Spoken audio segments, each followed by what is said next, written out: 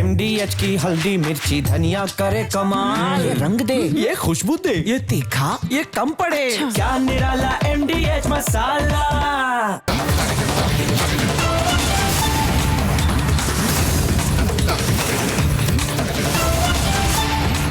पूछता है भारत को presenting MDH super hit Lux Cozi hitech powered by विदिशा डिटर्जेंट को पावर्ड बाय वेक्टर्स टैक्स।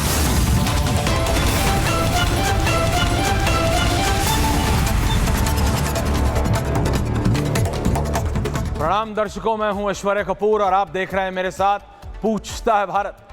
दशहरे की बहुत बहुत शुभकामनाएं आप सभी को।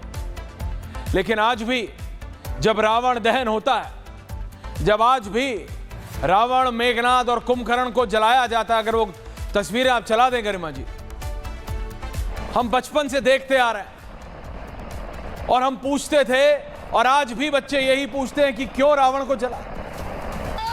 तो बड़े बताते हैं अच्छाई की बुराई पर जीत। जब बुराई को अच्छाई हराती है, यह उसका प्रतीक है। रावण, कुंभकर्ण और मेघनाद, इन तीनों के पुतलों को जब जलाया जाता है तो यह दिखाया जाता है कि किस तरह से अच्छाई की जीत हुई। विजयदशमी नाम है दशहरे का। लेकिन क्या किसी ने भी, बदलती सरकारों में किसी ने भी पूछा कि आज का रावण कौन है? आज वो 10 सिर वाली 10 मुसीबतें क्या हैं? आज इस 140 करोड़ के देश में वो क्या 10 रावण स्वरूपी दिक्कतें हैं, मुसीबतें हैं, प्रॉब्लम्स हैं, जिसके चलते एक आम व्यक्ति तीर पे तीर चलाता जाता है लेकिन महंगाई उसके काबू में नहीं आती। एक युवा इंटरव्यू पे इंटरव्यू दिए जाता है लेकिन नौकरी उसकी नहीं लगती। एक आदमी अपने काम कराने के लिए चक्कर पे चक्कर लगाए जाता है लेकिन भ्रष्टाचार स्वरूपी यह रावण मिटाए नहीं मिटता। The list goes on and on and on. एक व्यक्ति अपनी एड़ियां घिसता रहे लेकिन परिवारवाद के चलते कोई आएगा और वो नौकरी ले जाएगा। क्या ये आज की दिक्कत नहीं है? बताइए मुझे। पूछता हूं मैं और पूछता है भारत। जातिवाद, तुष्टीकरण, फेक नैरेटिव, गुलाम मानसिकता, विरोधी एजेंडा, कट्टरपंथ, ये सब महंगाई से लेके कट्टरपंथ तक, महंगाई से लेके कट्टरपंथ तक। क्या यह सच नहीं कि आज बदलते समय में महंगाई महंगाई महंगाई, हर पार्टी, बीजेपी हो, कांग्रेस हो, समाजवादी पार्टी हो, आरजेडी हो, महंगाई पे काबू हम पाएंगे जी, महंगाई पे काबू हम पाएंगे, हमको जिता दो, हम महंगाई पे काबू कर लेंगे। जब सत्ता में आ जाते हैं, देखो जी, पहली बात तो समझो कि महंगाई कंट्रोल में आएगी नहीं। फिर डेटा आ जाता है, फिर डेटा आ जाता है, फिर नंबर आ जाते हैं, फिर सारे गणित समझाने लगते हैं कि देखिए अंतर्राष्ट्रीय स्तर पे ये है और इसके चलते महंगाई ये है। ये आज के रावण के 10 सर हैं जिसमें महंगाई, बेरोजगारी और भ्रष्टाचार सबसे प्रमुख है, सबसे प्रमुख। मुझे बताइए कौन सी सरकार है जो महंगाई के विरोध में बोलती है कि नहीं, वी विल काउंटर महंगाई, जो कहती है कि हम बेरोजगारी के खिलाफ। युवा 10 साल पहले भी एड़ियां पटक रहा था, आज भी एड़ियां पटक रहा है। उसको क्या मिला है? What is he getting out of it? पूछता हूं मैं और पूछता है भारत।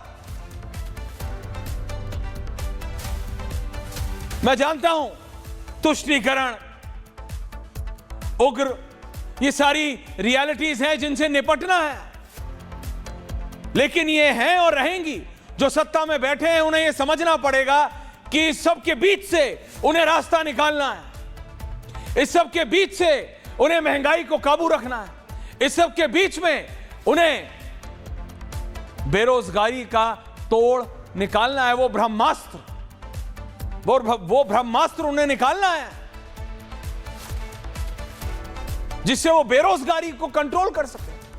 हम एक युवा देश है। सोचिए, बिहार जहां इलेक्शन है, अभी इलेक्शन है, बीजेपी ने मेरे सूत्रों के हवाले से यह निर्णय लिया है कि वो अपना अगला राष्ट्रीय अध्यक्ष हो सकता है बिहार चुनाव के बाद अनाउंस करें, क्योंकि वो कह रहे हैं कि जैसे अर्जुन का निशाना मछली की आंख पे था, हमारा निशाना बिहार की जीत पे है।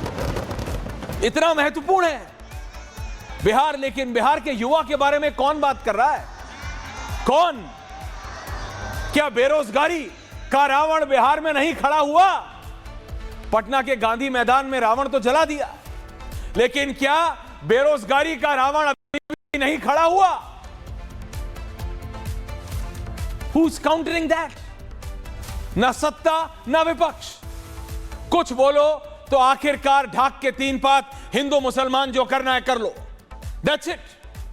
That is it. बट इससे सच में बता रहा हूं, ना आपका कोई फायदा है ना हमारा। जो रियलिटी है वो रियलिटी है। कोई अगर धर्म मजहब के नाम पे उग्रता फैलाने की कोशिश करेगा तो बरेली बाबा ने एग्जाम्पल क्रिएट किया है, उल्टे बांस बरेली को हो जाएंगे।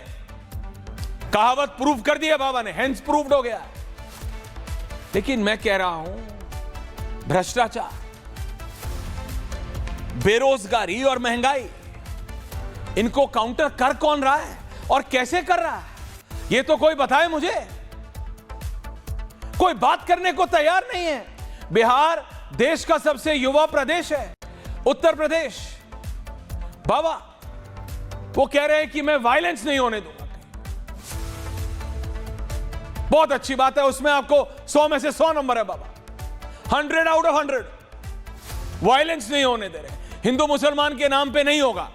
कोई भी है कानून व्यवस्था को चरमराने की कोशिश करेगा, बरेली हो जाएगा। क्या हो जाएगा? बरेली। लेकिन उसके आगे क्या? What after that? नौकरियां, भ्रष्टाचार, युवाओं के लिए ऑप्शंस, विकास, परिवारवाद, जातिवाद। मैं कह रहा हूं ये सारी चीजें हैं। हम जब अपनी अगली पीढ़ी को रावण, कुंभकर्ण और मेघनाथ के ये 3 पुतले हम उन्हें जलाते हुए दिखाते हैं, मेलों में लेके जाते हैं, टीवी पे दिखाते हैं, फोन पे दिखाते हैं, आईपैड पे दिखाते हैं, तो क्या कहते हैं कि देखो बेटा, बुराई का अंत हो रहा है, बुराई का अंत हो रहा है। 15 मिनट बाद अपनी रियल लाइफ में हम क्या करते हैं? अपनी असल जिंदगी में व्हाट डू वी डू? हम क्या सफर कर रहे हैं? समाज का रिप्रेजेंटेशन है नेता। नेता कहीं चंद्रमा से नहीं आता है। अनुराग भदौरिया मार्स से नहीं आते हैं। हालांकि उनकी कई चीजें हैं, जैसे वो स्पोर्ट्स शूज पहन के खेती करते हैं। राहुल गांधी सिंगाड़े के खेत में पानी भरे में मोजे पहन के जाते हैं। कुछ हैं उनके अंदर एलियन गुण, लेकिन ठीक है, ही नोज द बेस्ट। लेकिन समाज से ही निकले नेता है ना, तो जैसा समाज होगा वैसा नेता होगा। भारतीय जनता पार्टी के राष्ट्रीय प्रवक्ता अजय आलोक, समाजवादी पार्टी के अनुराग भदौरिया, आम आदमी पार्टी सोमनाथ भारती, एनआरजेडी रविशंकर रवि, अनुराग भदौरिया, अजय आलोक जी, दशहरे की बहुत बहुत शुभकामनाएं आप सबको, सोमनाथ भारती जी, अनुराग जी। लेकिन Ajay Alok ji, what is happening? What is your government doing? आखिरकार दशहरे वाले दिन ये बुराई का अंत होगा कैसे, पूछता है भारत। अजय आलोक, 60-40। देखिए ऐश्वर्या जी, आदिकाल से आज हम विजयादशमी का त्यौहार मनाते हैं और रावण, मेघनाथ, कुंभकर्ण की प्रतिमाएं जलाकर एक सिग्नल, एक संदेश दिया जाता है कि अधर्म पे धर्म की जीत हुई है। और भारत में अक्सर होते भी रहा है कि अधर्म पे धर्म की जीत हुई है और बुराई का विनाश होता है, तो बुराई का विनाश तो हो ही रहा है। आप देखिए पिछले 11 सालों में कितनी बुराइयों पे हमने काबू पाया। क्या बॉम्ब ब्लास्ट होते हैं देश में? क्या ट्रेन में ब्लास्ट होता है? क्या कहीं बम फटते हैं? रेडियो बम की सूचना मिलती है? ये सब तमाम चीजें क्या है? ये बुराई पे काबू पाके ही तो हो सका है। पिछले 11 वर्षों में देश में कहीं कम्युनल दंगे हुए? बरेली में करने की कोशिश की, क्या कर दिया? ये बुराई पे सच्चाई की जीती तो है। लगातार जो देश का एक माहौल बदलते चला गया, राम मंदिर, भव्य राम मंदिर खड़ा हो गया, जीएसटी लागू हुई, जीएसटी 2 लागू हो गया, लोगों की इनकम टैक्स बढ़ गई, एक डेवलपमेंट का माहौल बना, इतने सारे स्टेट हाईवेज बन गए, 50,000 नेशनल हाईवे था, 1.5 लाख किलोमीटर का नेशनल हाईवे हो गया, मात्र 70 एयरपोर्ट होते थे, आज बढ़ के 150 के करीब एयरपोर्ट हो गए, रेलवे लाइन का विस्तारीकरण हो गया, वंदे भारत चलने लगी पूरे देश के हर कोने कोने में, जम्मू कश्मीर में चिनाब पे विश्व का सबसे ऊंचा पुल बन गया। आप लाइन से अगर गिनाते जाइए पिछले 11 वर्षों की उपलब्धि, तो आपका शो का टाइम ही खत्म हो जाएगा। तो हम एक साथ दो काम कर रहे हैं। हम एक साथ विकास की जहां परिभाषा कर रहे हैं, वहीं पर इस देश की जड़ों में जो मट्ठा डालने वाले जितने काम थे, उन कामों को खत्म कर रहे हैं। वैसे लोगों को चुन चुन के चिन्हित करके उनको जेल में डाल रहे हैं। आप सोचिए, रेड कॉरिडोर खत्म, नक्सलवाद मार्च 2026 में खत्म हो जाएगा। ये एक मामूली उपलब्धि है। हर साल कम से कम 100 सुरक्षा बलों की जान लेता था ये नक्सलवाद। छत्तीसगढ़ में अब बस्तर एक ही चीज के लिए फेमस था, आईडी लगा के नक्सलों ने सीआरपीएफ उड़ा दिया। बिहार इसी चीज के लिए फेमस था, बिहार से नक्सल खत्म। 3 जिले में आंशिक प्रेजेंस है। तो ये सब एक मामूली उपलब्धि नहीं है, ये एक पूर्ण इच्छा शक्ति वाली जब सरकार होती है और नेतृत्व दृढ़ होता है कि ये करना ही है चाहे जो हो। आप सोचिए, एक जनधन योजना की कल्पना मोदी जी ने की थी 2014 में आने के बाद, वो कितने चीजों से लिंक था। लोगों ने मजाक उड़ाया, कह रहे किसका बिना गारंटी दिए हुए बैंक खाता आप खुलवा रहे हैं जीरो बैलेंस पे। 55 करोड़ खाता खुल गया और आज डीबीटी के माध्यम से उन खाताओं में डायरेक्ट ट्रांसफर, 1 पैसे की हेराफेरी नहीं। 6000 किसानों को भेजते हैं तो 6000 ही मिलते हैं, 15 रुपया नहीं मिलता है जैसे पहले होता था। और उस डीबीटी के माध्यम से कितना बड़ा डेटा संग्रह हमारे पास। तो ये लगातार योजनाओं का कार्यान्वयन आपको करना है, योजनाओं को एग्जीक्यूट करना है। देश में अगर उसका रिजल्ट लाना है तो आपको उस सोच को रखना पड़ेगा। बिना डिजिटली, आज डिजिटल इंडिया की चर्चा पूरे विश्व में मची हुई है। हमारा यूपीआई प्लेटफॉर्म, भीम प्लेटफॉर्म, अन्य देश हमसे मांग रहे हैं कि आपने कैसे किया। हम आप ये देखिए, आयुष्मान भारत योजना 55 करोड़ लोग इससे जुड़े हुए हैं, जिसमें से 20 करोड़ लोग 5-5 लाख की सुविधा ले चुके हैं। ये पहले भारत में क्या नहीं हो सकता था? बिल्कुल हो सकता था, किया नहीं गया क्योंकि कभी बिल नहीं था। डिजिटल पेमेंट की बात करने पे अर्थशास्त्री मजाक उड़ा देते थे, ये कैसे आप करेंगे, गांव वाला वाईफाई कैसे चलाएगा। आज देखिए, हर गांव में, हर कस्बे में यूट्यूब धलाधर गांव वाले देख रहे हैं, शहर से ज्यादा देख रहे हैं। ये है डिजिटल इंडिया का कमाल, मोबाइल क्रांति का कमाल। ये कैसे हुआ? एक सोच से हुआ, एक प्रोग्रेसिव सोच, एक विजनरी सोच। आर्म फोर्सेज, बात करते थे आर्म फोर्सेस के पास बुलेट प्रूफ जैकेट नहीं है, उनके पास स्नो शूज नहीं है। आज हमारी arm forces one of the best defence forces in the world है।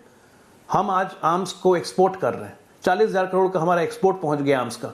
कभी किसी ने सोचा था? एक ग्लॉक पिस्टल खरीदने के लिए हम ऑस्ट्रिया से ऑर्डर देते थे। परमाणु सब धमाका कर चुके थे, लेकिन पिस्टल हमारे देश में नहीं बनती है। आज हमारे गांधी परिवार जी के अमेठी में AK सीरीज की राइफल मैन्युफैक्चरिंग हो रही है, जिसको पूरे वर्ल्ड में एक्सपोर्ट किया जाएगा। ऑटो सेक्टर्स हम पूरे वर्ल्ड में एक्सपोर्ट कर रहे हैं, मोबाइल हम पूरे वर्ल्ड में एक्सपोर्ट कर रहे हैं। तो पिछले 10 से 11 साल में ऐसे ही 5 फ्रजाइल से 5 टॉप इकोनॉमी में नहीं आ गए, ऐसे ही नंबर 4 की विश्व व्यवस्था नहीं बन गए और तीसरा बनने जा रहे हैं। बेरोजगारी की अगर बात करें, 28 करोड़ से ज्यादा लोगों का EPFO में पिछले 10 सालों में रजिस्ट्रेशन हुआ है। रोजगार की बात करें, बेरोजगारी का यहाँ पे कॉन्सेप्ट जोड़ा जाता है कि सिर्फ सरकारी नौकरी बेरोजगारी। अरे आप रोजगार देखिए, कितने सारे स्टार्टअप्स, कितने सारे यूनिकॉर्न भारत में खुले हैं। ये अपने आप में एक विश्व रिकॉर्ड है। आई एम श्योर बहुत लोगों को यूनिकॉर्न क्या होता है नहीं पता होगा, आप बता दीजिएगा ऐश्वर्या जी। यूनिकॉर्न का जब टाइम आएगा समझाने का, बिल्कुल समझा दूंगा। विकास के काम है। उत्तर प्रदेश हमारा, नहीं मैं आपकी बात समझ रहा हूं, लेकिन Anurag Bhadauria has a different. Uttar Pradesh 1 trillion की इकोनॉमी बनने जा रहा है। अनुराग भदौरिया, सोमनाथ भारती दोनों को लाइए। एक्सप्रेसवे किंग स्टेट है, एक्सप्रेसवे किंग स्टेट। देखिए अनुराग भदौरिया, अभी मैं इनको देख रहा था, अभी से लखनऊ में थे 4 घंटा पहले। एक हट से गाड़ी उठाते हैं, 3.5 घंटे में पहुंच जाते हैं नोएडा। फ्राइडे सैटरडे संडे इनके पास चार्टर नहीं है Lucknow. Why are you demeaning him? अगले के पास चार्टर हो तो अगले के पास चार्टर हो तो अगला चार्टर में चलता है, आप उसको गाड़ी में चला रहे हैं। समाजवादी नेता हैं, आप उनको हल्के में ले रहे हैं। अनुराग भदौरिया, हल्के में मत लीजिए भाई। समाजवादी नेता हेलीकॉप्टर में मछली खाते हैं और चार्टर में प्लेन में केक काटते हैं, हम लोग सबने देखा। Back on topic, thank you very much. Dussehra आज सुन लीजिए, thank you. Anurag ji, time is yours.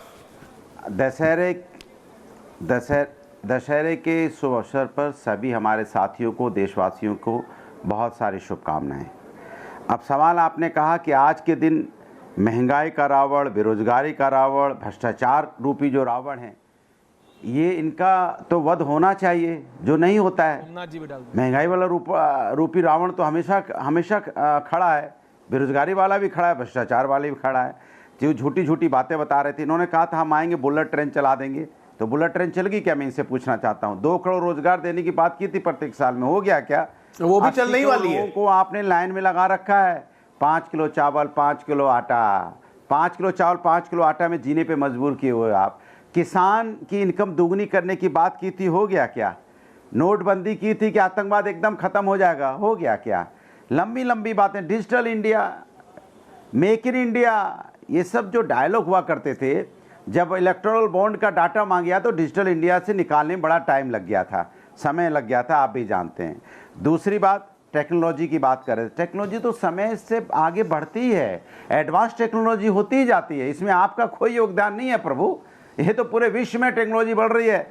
Mobile जब पूरे विश्व में आया था तो इंडिया में भी आया था। ऐसा तो है नहीं कि आपने अलग से कोई ऐसा टेक्नोलॉजी बढ़ा दी हो जिससे कि बहुत बड़ा फायदा हो गया हो। एक्सप्रेस वे की बात कर रहे हैं, बाल पकने पे लोग बाल काले करवाते हैं, तो लखनऊ आगरा बाल लाल करवाते हैं। आगरा से दिल्ली एक्सप्रेस वे ये समाजवादियों ने बनाया हुआ है, समाजवादी की देन है जो एक्सप्रेस वे हमने बनाया है, उसी से हम जल्दी पहुंचते हैं और आपके नेता भी उसी से जल्दी पहुंच रहे हैं। आगरा दिल्ली आपने बनाया है, क्योंकि हमने तो आगरा दिल्ली आपने बनाया है, सभी जात धर्म के लोग चलते हैं, सभी आगरा दिल्ली आपने बनाया है। तो आप चलो, आप आगरा यमुना एक्सप्रेस वे आपने जाओ और आगरा से दिल्ली पहुंच जाओ। तो भाई आपने तो नहीं बनाया ना, बस अब चुप हो जाओ। आप काहे हल्ला मचा रहे हो? आपने तो नहीं बनाया ना, आप टीवी में झूठ मत बोलिए, तो आप क्यों जबरदस्ती दूसरे में टीवी में मत बोलिए, कोशिश कर रहे हैं? इतना झूठ टीवी में नहीं। मैं आपके बीच में नहीं बोला, इससे पता चल रहा है कि आप बौखला गए। अरे भाई बौखलाओ मत, परेशान हूं मैं, आपके बीच में नहीं बोला। माना कि आप मेरे कलर में रंगे हुए हो, आज दशहरे के दिन आपको लगा कि शुभ दिन है, हम भदौरिया जैसा शर्ट या कलर पहन ले तो मेरी जैसी आत्मा थोड़ी हो जाएगी। कपड़ा मेरे जैसे पहन सकते हो, आत्मा मेरे जैसी नहीं हो पाएगी, क्योंकि हमने आपको धैर्य से सुना और हम बोलने लगे तो आपका धैर्य टूट गया। क्योंकि ये जो धैर्य होता है ये आप में नहीं है, क्योंकि आप जल्दी से विचलित हो जाते, क्योंकि जनता की बात नहीं करते, हम तो जनता की बात कर रहे हैं ना। हम तो चाहते हैं कि जो महंगाई, बेरोजगारी रूपी रावण, इसका नाश होना चाहिए, क्योंकि लोग परेशान हैं। आपके हिसाब से डाटा में रोजगार आपने दे दिया है, लेकिन जिस तरह से रोजगार मांगने के लिए लाठियों जब जाता है ना यूथ पटना पे या लखनऊ में, और जिस लाठियों से आप बारिश करते हो, उनका स्वागत करते हो, सब देखते हैं कैसे आप स्वागत करते हो। तो इसलिए आपका स्वागत भी देखा है जो यूथ अपना रोजगार मांगता है। इसलिए आप लंबी लंबी बातें मन बोलिए। जहां तक भ्रष्टाचार का बात है, भ्रष्टाचार में तो आप जानते ही हो, भ्रष्टाचार को आप कैसे अपने वॉशिंग मशीन में धो देते हो तुरंत। जिस पे भ्रष्टाचार का आरोप लगाते हो उसको पार्टी में शामिल कर लेते हो, उसके बाद वो मंत्री संतरी बन जाते हैं, भ्रष्टाचार खत्म हो जाता है, बातें खत्म हो गई। और बेरोजगारी तो मैंने आपसे अब पूछेंगे क्या, पता नहीं क्या क्या बेरोजगारी पे बोल दोगे, वो हम नहीं करना चाहते। लेकिन ऐश्वर्या जी, एक बात में डंके की चोट पे कह सकता हूं, भाई हमने एक काम जरूर किया, आपको बेरोजगार बैठा के रखा हुआ है 10 साल जो से। भारतीय जनता पार्टी के पास है वो किसी के पास नहीं है, और अगले 30-40 साल तक आप लोग को बेरोजगारी रखेंगे। जो भारतीय जनता पार्टी के पास है, इनकी सरकार का काम नहीं गिनाते हैं, इनको रखिए, जनता को मत रखिए, निकालते हैं। बताइए, पहली सरकार हमने ऐसी देखी है, इतने सालों से इनकी सरकार एक कमियां दूसरों की निकालते हैं। अरे भाई आप बताओ, आपने क्या किया किसानों के लिए, महिलाओं के लिए, युवाओं के लिए, समाज के लिए क्या किया? गिनाइए ना काम। बुलेट ट्रेन तो हम खोज ही रहे ना, मिली नहीं अभी तक। इतनी स्पीड में निकल जाती है कि मैं देख ही नहीं पा रहा कोई देश। कान से बहरे हैं आप, लक्षण कौवे वाले हैं। रोज निकल जाती है, हमें दिखाई नहीं पड़ती, क्योंकि स्पीड इतनी तेज है कि कोई देख ही नहीं पा रहा। अभी बैठ के काम गिनाया, कोई काम आपको याद नहीं आया, देख ही ना पाए। ओके, बहुत तेज है। ओके सोमनाथ जी, ओके अनुराग जी, मैंने पूरा टाइम दिया ना, अब हो गया। अब रिपीट कर रहे हैं अनुराग जी, गई, ऐसा मत चलाइए। जब ये रिपीट करने लगते हैं तो हम ना थिएट्रिक्स चालू कर देते हैं। रिलैक्स, जनता को डिसाइड करने दीजिए। अजय आलोक जी ठीक है कि आप, एंड बाय द वे आज एक चीज common is the only the colour. Ajay Alok is also in green and green. Somnath Bharti ji, Somnath ji, मेरा तिरंगे वाला ग्रीन है, इनका ग्रीन कहीं और वाला है। आपका आपका ग्रीन बहुत भी आप धन्यवाद डिफरेंशिएट और कर आपको- ऐसा मत, इतना खराब कलर नहीं है, अच्छा कलर। को और पूरे आप ग्रीन देश में भी को बांटोगे। विजयदशमी सोमनाथ की, जी। दशहरा की, गांधी जयंती की और लाल बहादुर शास्त्री जी की जयंती की भी बहुत बहुत शुभकामनाएं, बहुत बहुत मुबारकबाद। देखिए, हम हर साल जलाते हैं रावण को, जी, और राम के हाथों रावण जलता है। और रावण एक सिंबॉलिक है, दशानन नाम है उसका। जलाते हैं राक्षसी प्रवृत्तियां। आप देखें, सतयुग में देवलोक अलग था, दानव लोक अलग था। वही त्रेता में समाज में ही आ गया देव भी और दानव भी। और जब द्वापर आया तो एक परिवार में ही हो गया देवता भी और दानव भी। और कलयुग में क्या हो गया, एक ही आदमी के अंदर दैवीय प्रवृत्ति भी और दानवीय प्रवृत्ति भी, राम भी और रावण भी। अब किसी का राम ज्यादा है, किसी का रावण ज्यादा है। जिसका रावण ज्यादा है उसमें अहंकार ज्यादा है, जिसका राम ज्यादा है उसमें नम्रता ज्यादा है। तो ये जो राक्षसी प्रवृत्तियां हैं, देखिए, रावण को ज्ञान का अहंकार था, फिर भी वो मारा गया।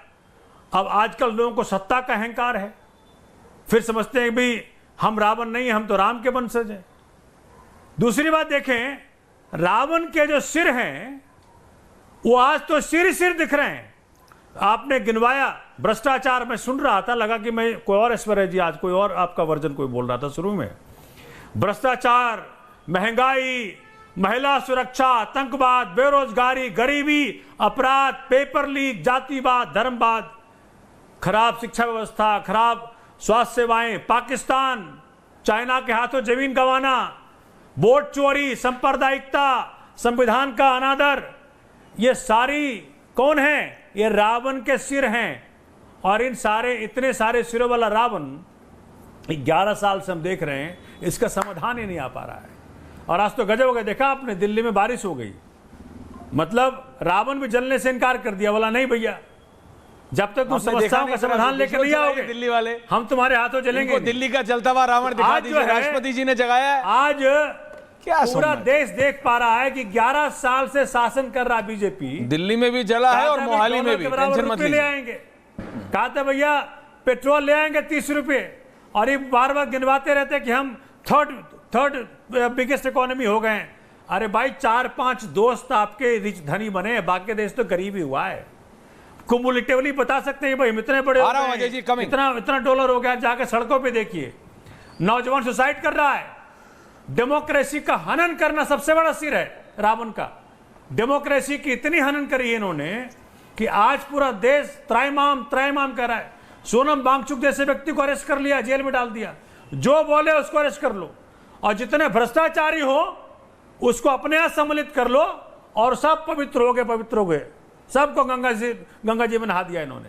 तो ये जो नया तरीका है रावण के सिर को कुचलना, भाई कह रहे हैं सिर को कुचलो मत, ले आओ हमारे पास, ये हमारा सिर बन जाए, बस इसका समाधान आ गया। तो मैं देख पा रहा हूं कि एक भी वादा, और जब मैं आपके साथ शो पे बैठता हूं, आप बड़े सीनियर जर्नलिस्ट हैं ऐश्वर्या जी, बड़ा मजा आता है आपके साथ बैठ करके, तो आप कभी कभी दबी रूप में सच्चाई बोल जाते हैं। आज बोला सच्चाई आपने शुरू में कि बेरोजगारी कितनी बड़ी है, मैं तो महंगाई रोज ही इतनी बोलता बड़ी हूं, है। सुनते नहीं हैं। उसका जवाब नहीं आया, उसका सोमनाथ जवाब जी, नहीं आया। मैंने तो लेकिन तब भी अजय सच्चाई लोग बोली थी सपने की दुनिया दिखा कि रहे थे, आप तो सपना सिर्फ दिखाना चाह रहे थे। दिल्ली में इलेक्शन दो ही चक्कर में हारे हैं। एक तो अगर आप उस आर्किटेक्ट का पता लगाइए जिसने वो घर बनाया, अगर वो घर नहीं बनाया होता, शीश महल, ताजमहल, देखिए, जौन सा भी महल, अब वो नहीं बनाया होता, और उस महान आदमी को ढूंढिए जिसने पेटी पे पेटी फ्री दी। देखिए मैं आपको फ्रैंकली बता रहा हूं, देखिए परसेप्शन होता है।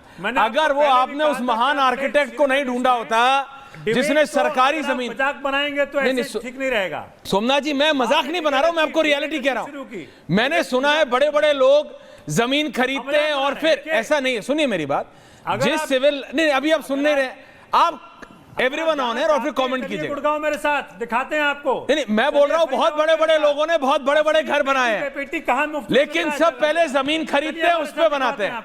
आपसे पता है सबसे बड़ी गलती क्या हुई? 21 साल किया है आपने सरकार की जमीन पे महल खड़ा कर दिया।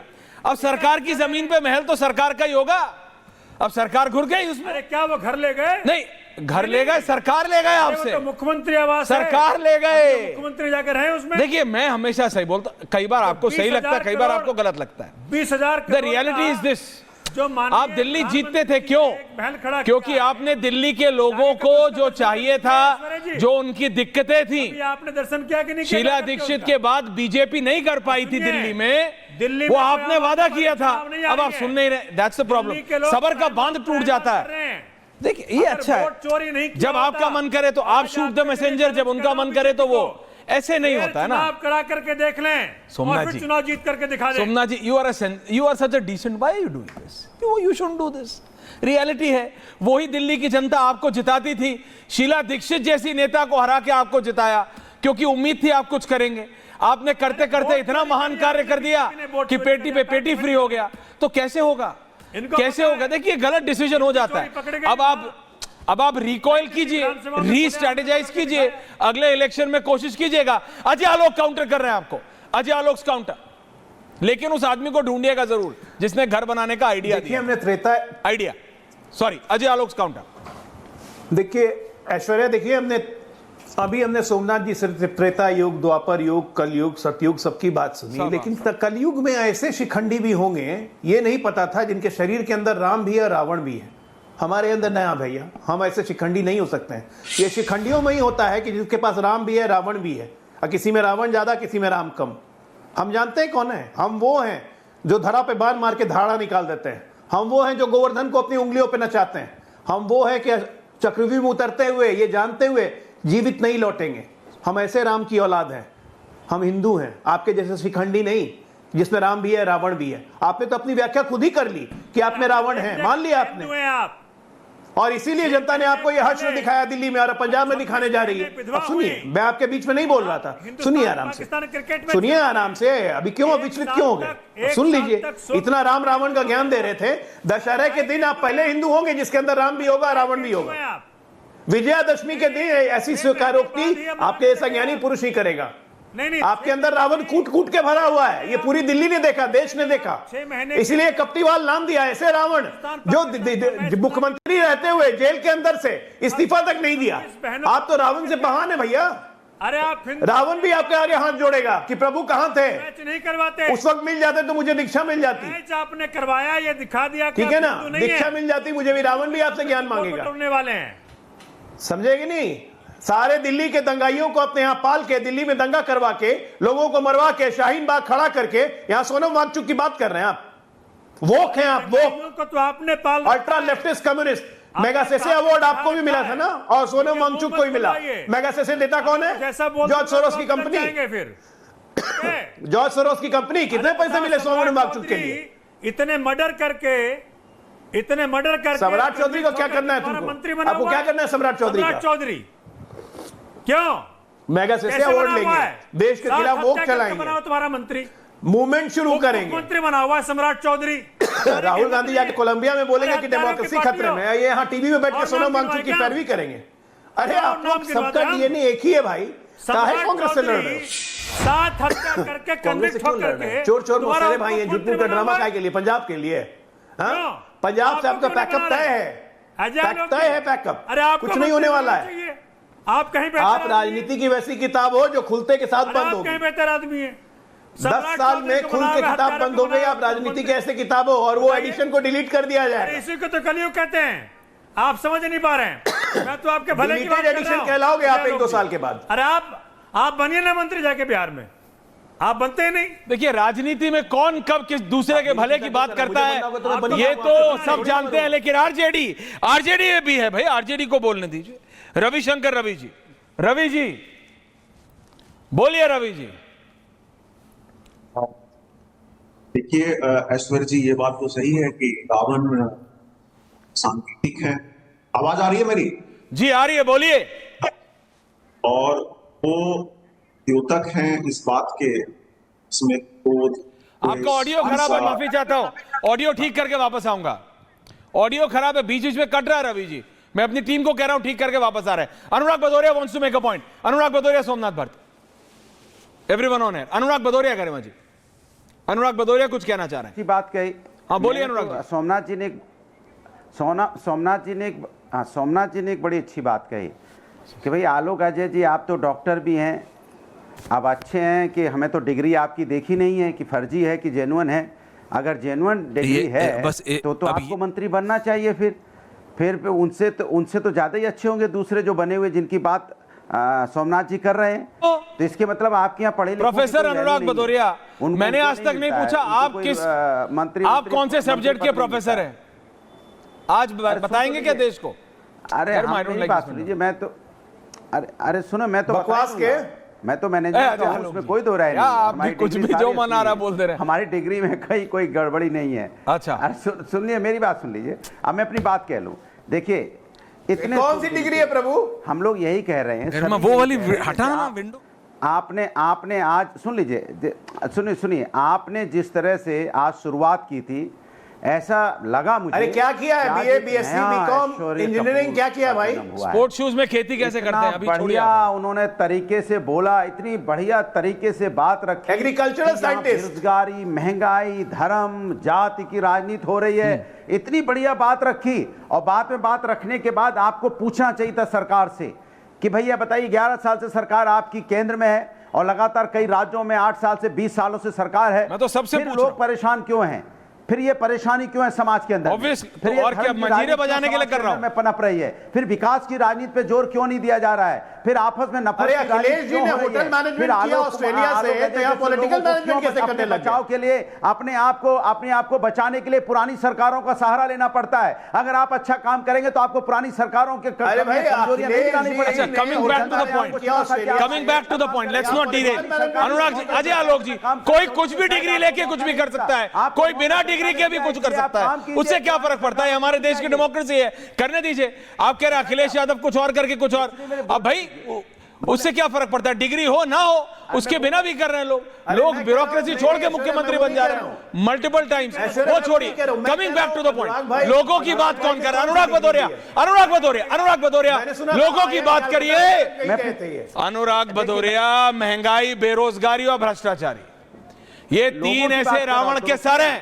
सोमनाथ जी आ रहा हूं। अनुराग भदौरिया, महंगाई, बेरोजगारी और भ्रष्टाचार। मैं अपनी बात कह लूं, एक पॉइंट पे रहो ना प्लीज दादा। अब रुक तो जाइए, जवाब दे रहा हूं। हाँ, पॉइंट पे हूं।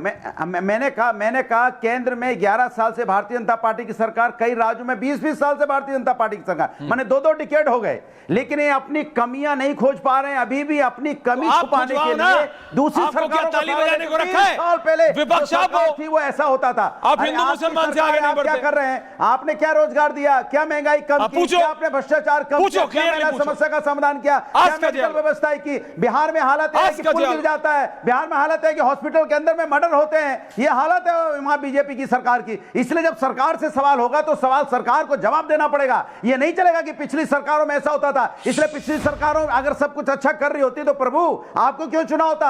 आपको इसलिए चुना है कि आप आगे अच्छा करोगे, लेकिन आप रोते रहे तो पिछली सरकार के नाम पे। इसके मतलब आप कुछ नहीं कर रहे हो, इसके मतलब आपके पास काम गिनाने को नहीं है। रेडी टाइप बातें हैं। आप यहाँ पे नफरत की राजनीति कर रहे हैं, आप यहाँ रोजगार की बात नहीं कर रहे हैं, आप महंगाई पे नहीं। बहुत धन्यवाद। राष्ट्रीय टीवी पे एक मिनट अनुराग जी हो गया लगातार नहीं, उस पर नहीं बोलते। यही सबसे बड़ी दिक्कत है। मैं क्या ब्रेक लगाइए जो यहाँ चरमराया उस पर नहीं बोलना चाहते। ओके अनुराग दादा, करेंगे। ओके, काउंटर, ये break counter. Ajay Alok counter बोलिए। अजय जी, सबसे पहले अनुराग जी का बहुत बहुत धन्यवाद, आपको साधुवाद कि आपने नेशनल टेलीविजन पे माना कि आपकी सरकार में, यूपीए की सरकार में कभी कुछ अच्छा नहीं था, इसलिए लोगों ने आपको हटाया, आपको सजा दी और हमें चुना। और हमें चुना, एक बार नहीं चुना, जो आपने खुद बोला कि कई राज्यों में हम 20-20 सालों से हैं, बार बार चुना, देश में भी लगातार तीसरी बार चुना, क्योंकि हम अच्छा काम कर रहे हैं। इसकी गारंटी और सर्टिफिकेट आज आपने खुद दे दी। अब हमें तो कुछ बोलने की जरूरत ही नहीं है, अभी आपने खुद ही कहा टीवी पे। बार बार चुनने जाने का मतलब कि हम अच्छा काम कर रहे हैं, पहली बात। दूसरा, सावन के अंधे को हर चीज हरा हरा ही दिखता है, आपको विकास नहीं दिखता है, क्योंकि विकास से आपको एलर्जी है। आपको लोगों की खुशी नहीं दिखती। आपने कहा कि लोगों की आमदनी डबल हुई। 2014 में आए थे, प्रति व्यक्ति आय क्या थी भारत में? प्रति व्यक्ति आय 86,000 रुपए। आज प्रति व्यक्ति आय कितनी है भारत में? 2,30,000 रुपए। 11 साल में कितना बढ़ा? अब प्रति व्यक्ति में किसान आता है कि नहीं आता है? गुरु कुछ तो इसका इस्तेमाल करो। अरे किसान की इनकम कितनी हो गई?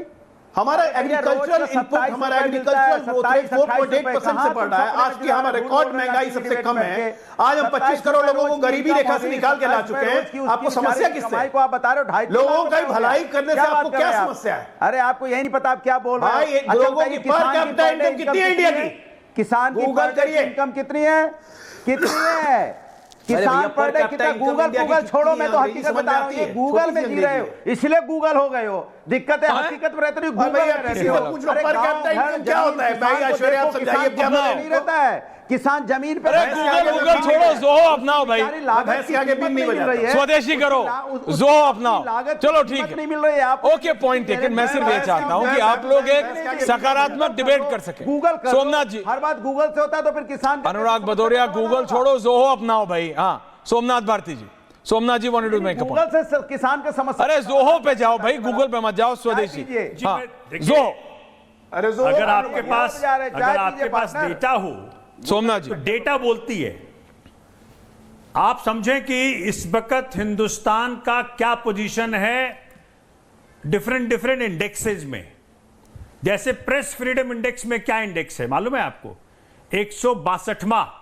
180 देशों में कितना नीचे है? 162वां, मतलब पाकिस्तान से भी नीचे है। मुझे बताइए, आज जिस प्रेस के जरिए सरकार पे सवाल उठते, वो प्रेस ही अपने फ्रीडम में फ्री नहीं है, वो सवाल ही नहीं पूछ सकती। आप देखें इनइक्वालिटी में कहां पे खड़ा है हिंदुस्तान? 108वां। शांति में ग्लोबल पीस इंडेक्स में कहां खड़ा है हिंदुस्तान? 116वां, 163 में। ग्लोबल हंगर इंडेक्स में कहां पे खड़ा है हिंदुस्तान? 105वां, बांग्लादेश से भी नीचे। आप देखें ना कहां, मतलब हिंदुस्तान किस लहजे में बढ़ा है, ये जानना चाहता हूं। चाइना को आपने 2000 स्क्वायर किलोमीटर जगह दे दी मई 2020 में, और जिस शख्स ने उसकी आवाज उठाई, सोनम वांगचुक, आज वो जेल में सड़ रहा है। तो मैं जानना चाहता हूं कि रावण के किस सिर को कुचला आपने? अच्छे स्कूल नहीं है, शिक्षा व्यवस्था नहीं है, जो बच्चे डिग्री लेकर के आ रहे हैं उनको नौकरी नहीं मिल रही।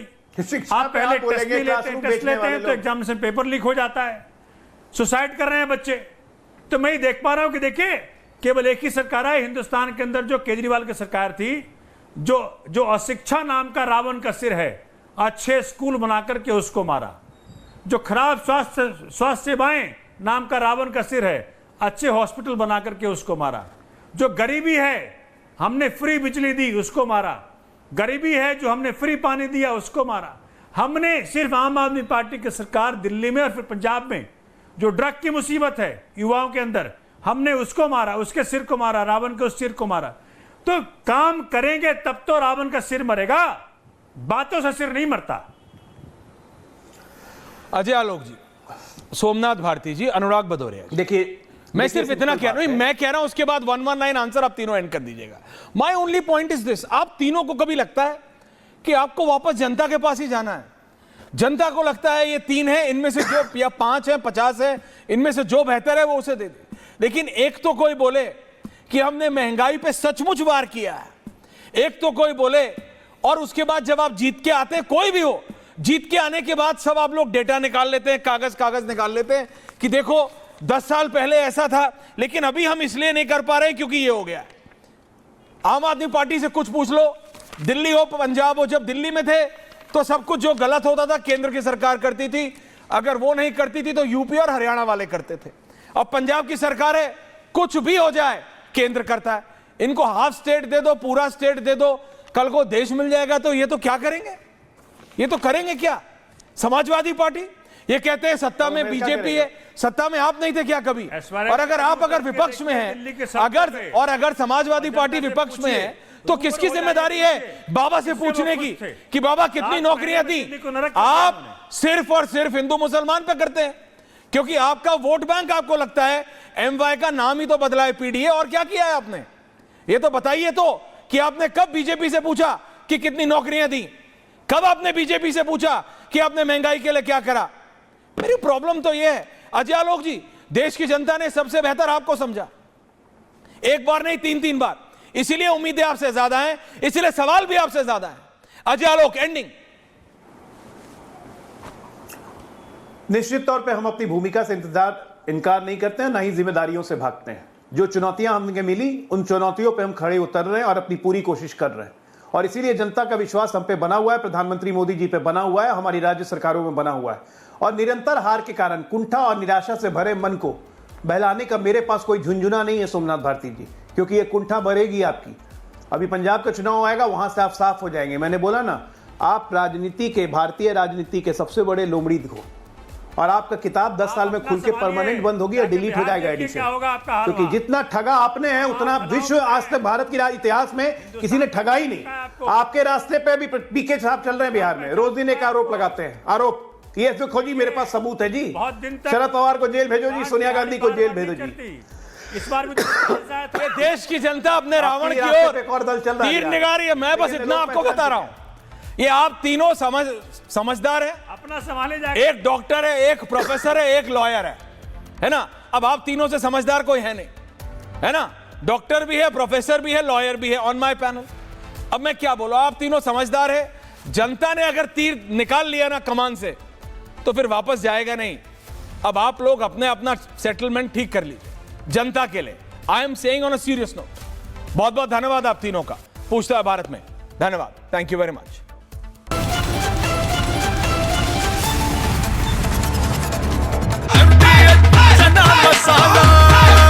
अब छोलिया हो या लोबिया, सफेद चने या काले चने, सब कुछ मजेदार बने।